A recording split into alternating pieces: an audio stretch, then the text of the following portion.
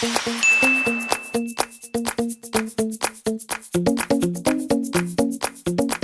ate, oh! Dito. Ba't ang daming tao? Hindi, bagin, kwento ko na sa imo na palaging maraming babae at lalaking labas-pasok doon sa kwarto. Ano, susugurin mo na ba si Kuya Jerry? Nako, hindi ko pa alam. Kailangan makita muna natin. O ayun, may babae doon. Tingnan natin. Oo. Ba't parang ang daming ilaw? Oo nga. Baka may patay.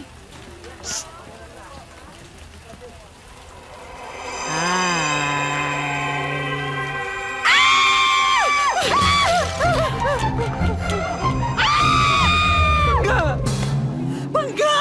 Naku, bakit ganyan na itsura mo? Yung pututoy mo, bakit ka nakalampin? May shooting kami dito! Cut! Ano ba? Bakit? Ano ba role mo? Yung siya na natakot ako. Tapos nanigas ako. Ayan si Derek ko. Naku, shooting pala. Naku, Direk, sorry ah. Sorry talaga.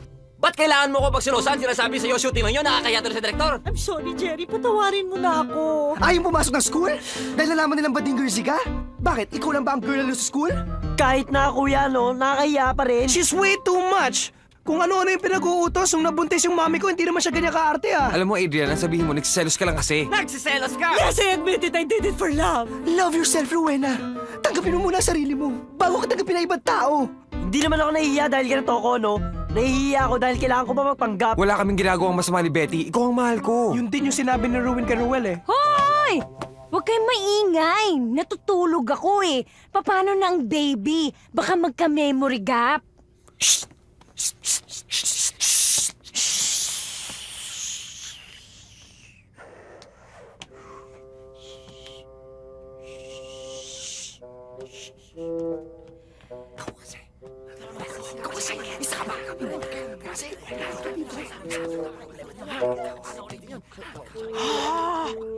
Ano yun? Wala akong marinig. Ha? Ano yun?